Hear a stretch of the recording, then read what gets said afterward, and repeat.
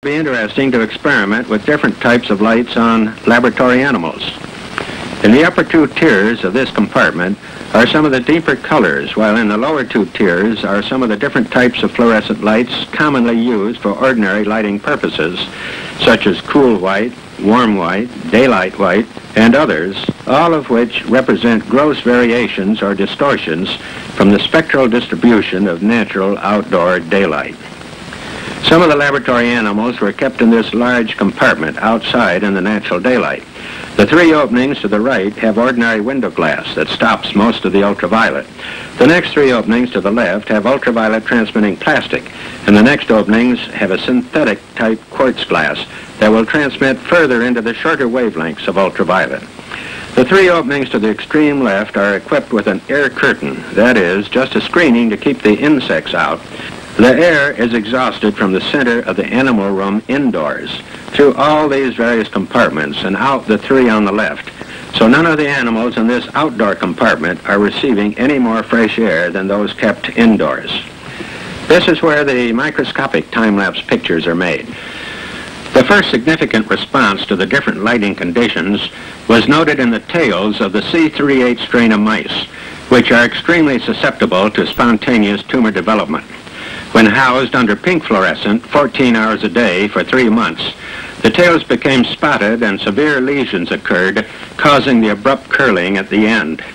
The tails of the animals receiving the natural daylight through the air curtain device remained perfectly normal.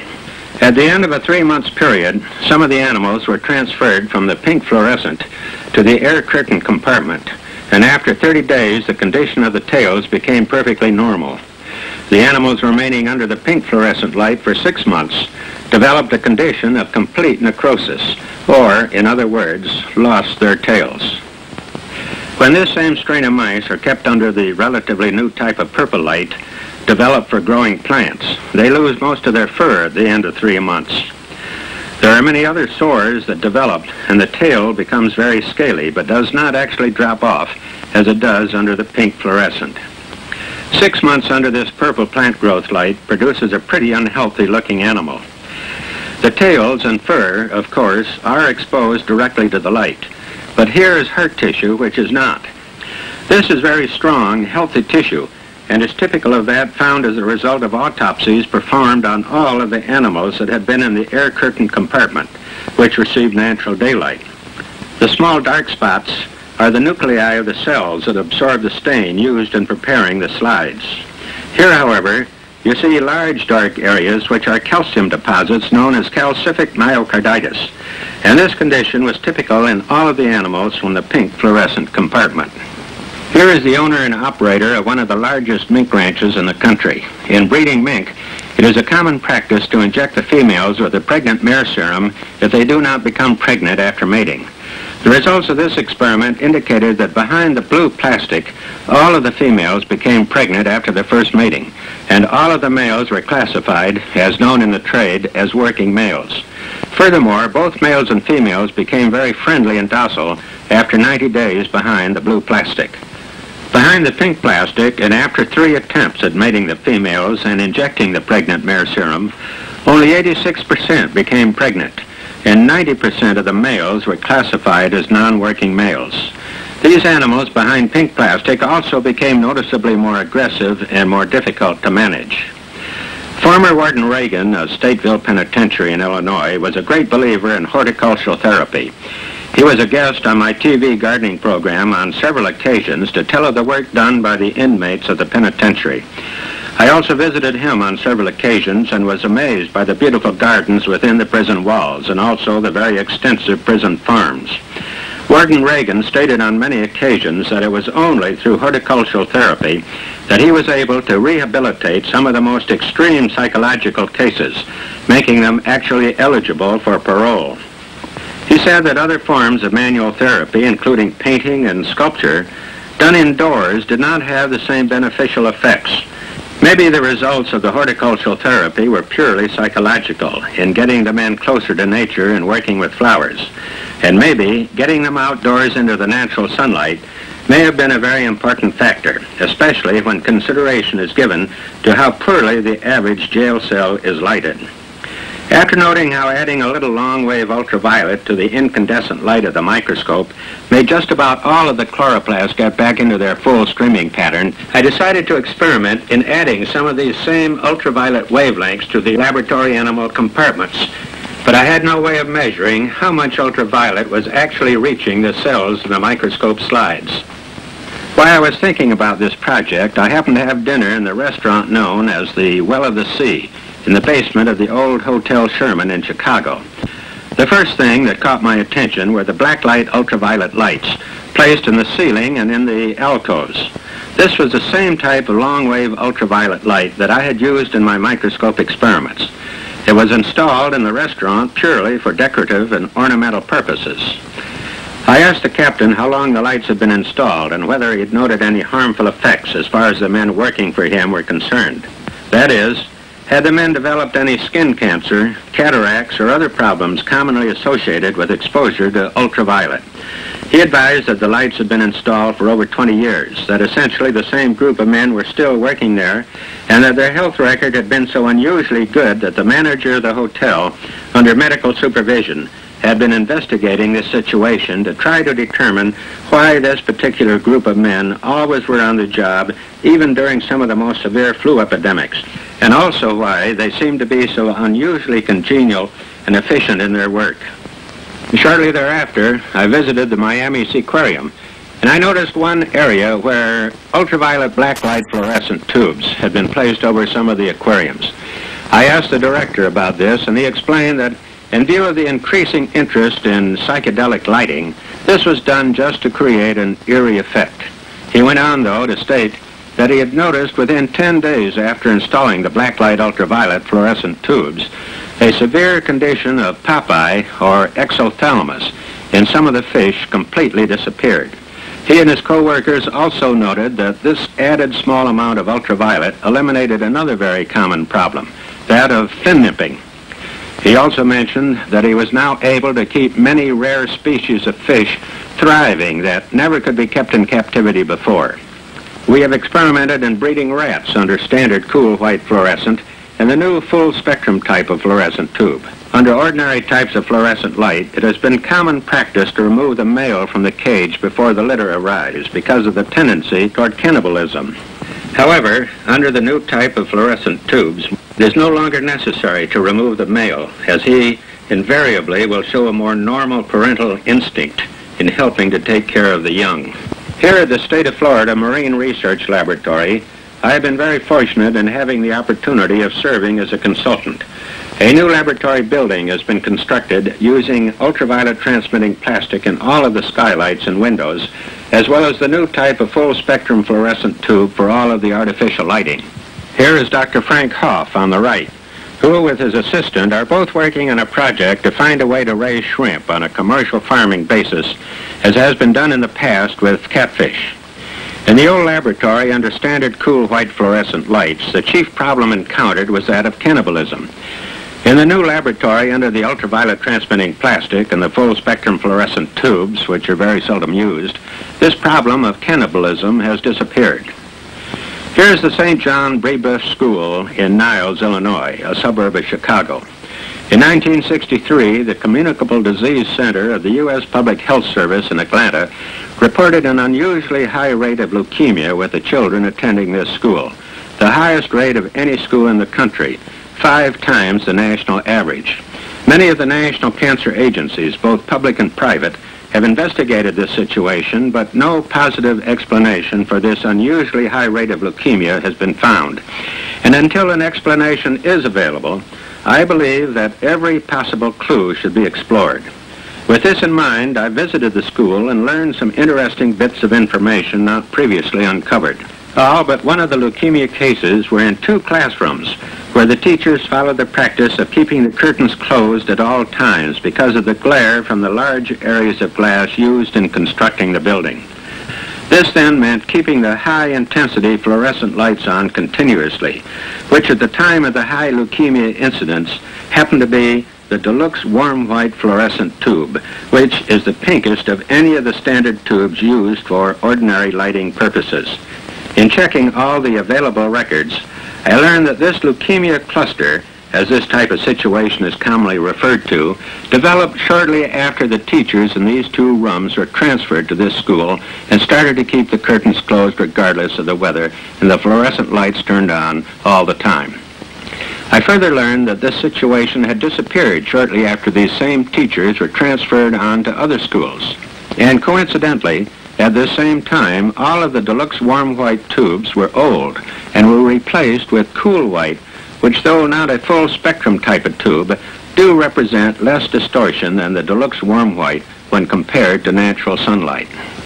The possible significance of this may be better illustrated in this chart, showing the influence of wavelengths of light on tumor development in C3H mice.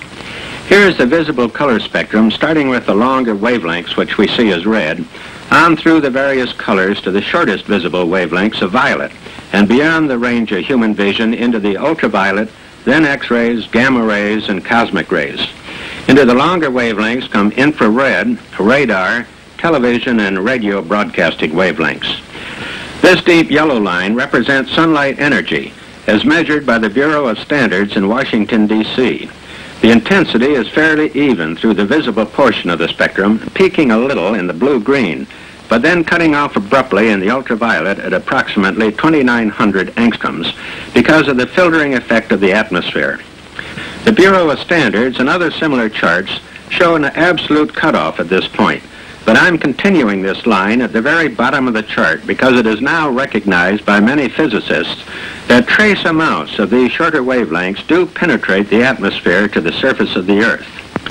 This pink line represents the spectral energy from standard pink fluorescent tubes.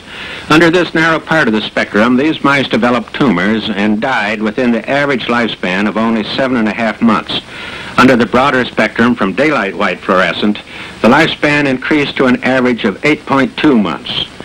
Ordinary single-strength window glass comes closer to the full spectrum of natural sunlight, but does cut off in the ultraviolet spectrum at about 3,300 angstroms, and the lifespan goes up to 9.4 months. Some eyeglasses are designed to cut out all of the ultraviolet at about 3,800 angstroms. The biggest increase in the lifespan is noted in the animals under the full spectrum of ultraviolet transmitting plastic that cuts off virtually at the same point as the atmosphere, around 2,900 angstroms, and the animals lived for an average of 15.6 months. Under the synthetic type quartz glass, there is a cutoff in the ultraviolet around 2,300 angstroms, and the lifespan goes up just a little more to 15.8 months. Under the full spectrum of natural sunlight received through the air curtain, the lifespan increases to 16 1/10 months, which is more than double the lifespan under this narrow part of the spectrum alone. On first thought, one might conclude that these wavelengths are harmful, but actually they are part of the total spectrum. So it is then suggested that the faster tumor development and other abnormal growth responses are not caused by the presence of these waves, but rather by the absence of the wavelengths that are missing. This condition of malillumination might be compared to malnutrition that results primarily from what is lacking in a proper diet. Experiments at 6 medical centers have revealed similar positive results of the effects of light on tumor development. We have seen how the morning glories were affected by the longer visible wavelengths that we see as red, and how an apple refused to ripen under ordinary window glass that stops the transmission of ultraviolet. But this flower, the Nightbloomingcereus, which is a nocturnal flower, opens quite normally regardless of the intense photographic lights flashing on and off during the dark nighttime period. When I placed the Nightbloomingcereus and this day-blooming cactus side by side in a dark closet, the Nightbloomingcereus would not open until it was dark outside, and the day-blooming cactus would wait until it was light outside before it would open. It would close up each night and open the following day regardless of the incandescent photographic lights. This type of response is generally referred to as a circadian rhythm, which is thought to be controlled by some sort of built-in biological clock. It occurred to me that these responses might be the wavelengths of the total electromagnetic spectrum beyond those of visible or ultraviolet light, such as X-rays, cosmic rays, or even some of the longer wavelengths that are capable of penetrating ordinary building material as readily as visible light penetrates window glass. Here is another example, the Hoya vine or wax plant, which is also a nocturnal flower. The blossoms open part way the first night, remain perfectly motionless during the ensuing day, and then open the rest of the way the next night, even though it was kept in a dark closet. Here is another very interesting plant, the Mimosa pudica, or sensitive plant. And through time-lapse photography, you can see how its leaves close each night as the plant literally seems to go to sleep. If you strike the leaf with your finger or other solid object, the leaf quickly closes, as seen in this normal speed picture. If the leaf is singed with the flame of a match, the shock is greater, and the little leaves not only fold up, but the individual branches or petioles collapse and droop downwards. The shock is then transmitted throughout the entire plant to the other little branches, which first collapse, and then to the individual petals, which fold together.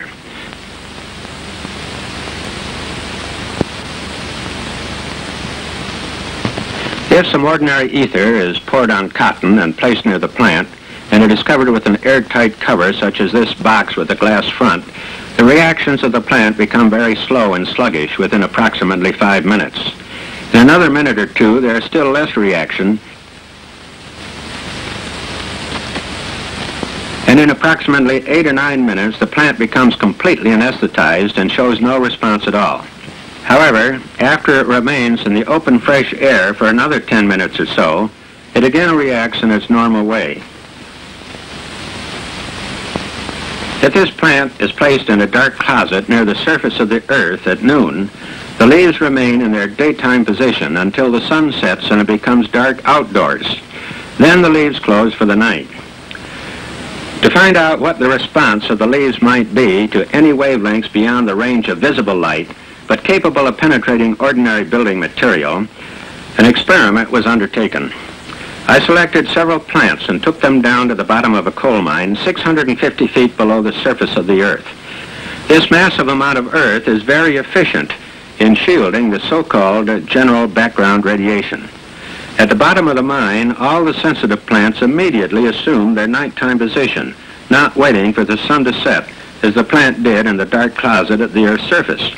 This experiment therefore suggests that at least some biological rhythms in plants, and possibly even animals, may be direct responses to wavelengths within the total electromagnetic spectrum, but beyond the range of visible light, that are capable of penetrating the building material surrounding the closet at the surface of the earth, but not the massive amount of earth at the bottom of the coal mine 650 feet down. In 1964, a paper was presented at the American Academy of Pediatrics meeting in New York City, mentioning a number of abnormal symptoms in young children referred to as the tired child syndrome. The severity of these symptoms seemed to be directly related to the amount of time the individual children spent watching television. These abnormal conditions were thought to be caused by an over-psychological stimulation resulting from the program content, that is, too many Western thrillers and murder mysteries. However, suspecting that X-rays from the TV sets might also be a possible contributing factor, I placed some bean plants in front of a TV 6 hours each weekday and 10 hours on Saturdays and Sundays, the same amount of time that the children were watching their TV sets. The bean plants on the right were protected with a solid lead shield that would stop X-rays and showed the same amount of growth as control plants placed at a distance of 50 feet. The bean plants on the left were shielded only with black photographic paper that would stop all visible light but would have no effect on the X-rays. You see an extremely stimulated growth with the leaves 2.5 or 3 times the size of the lead-shielded plants. The plants near the top or above the TV set showed the roots emerging from the soil, whereas the roots of the plants near the bottom or below the TV set followed their normal downward growth pattern. This has some very far-reaching implications, indicating that gravity may not be the controlling factor in the downward growth of the roots of plants, but that they may be growing away from the general background radiation that normally comes only from overhead because of the shielding effect of the massive amount of earth beneath. Next, I placed some young white rats directly in front of the TV set with the same time periods as both the bean plants and the children exhibiting the tired child syndrome symptoms.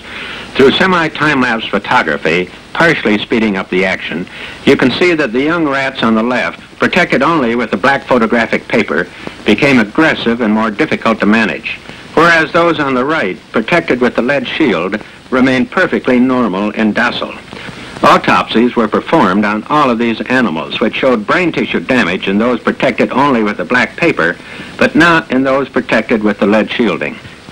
In another experiment, it was found that all of the TV sets in the homes of a group of hyperactive children being sent to a special adjustive educational center were giving off various amounts of X-rays, and when these sets were repaired or discarded, all of the children within a period of only a few months showed sufficient improvement so that they could be returned to their regular classes. In 1968, I was asked by Paramount Pictures to make the time-lapse sequences of geraniums and other flowers for a film on a clear day featuring Barbra Streisand. I found that the geraniums would grow very well indoors under the new type full-spectrum fluorescent tubes that more closely duplicate natural sunlight. However, they seem to grow noticeably better near the center of the tubes than at the ends where the cathodes are located. After I had finished all of the pictures for On a Clear Day, I placed two of the large fluorescent fixtures, each holding 10 8-foot tubes, outdoors, end to end. Bean seeds planted in pots placed near this concentration of the cathodes showed a stunted, distorted growth compared to the seeds planted in pots and placed near the center of the tubes. Here you see the difference in the growth responses. When the pots were protected with a lead shield, the bean seeds grew normally. However, when they were protected with an aluminum shield, the bean seeds continued to show the same type of stunted and distorted growth. This suggests a low level or trace amount of X-rays, even though none could be detected with conventional X-ray measuring equipment. When I placed bean seeds on wet cotton near the concentration of all these cathodes, the shoots showed a random directional growth, some turning upwards, some sidewards, and a few downwards. But when I shielded the seeds with lead foil, all the shoots followed their normal downward directional growth. In another experiment, time-lapse cameras were used in a standard first-grade classroom, and several hyperactive children may be noted, especially the boy in the immediate foreground.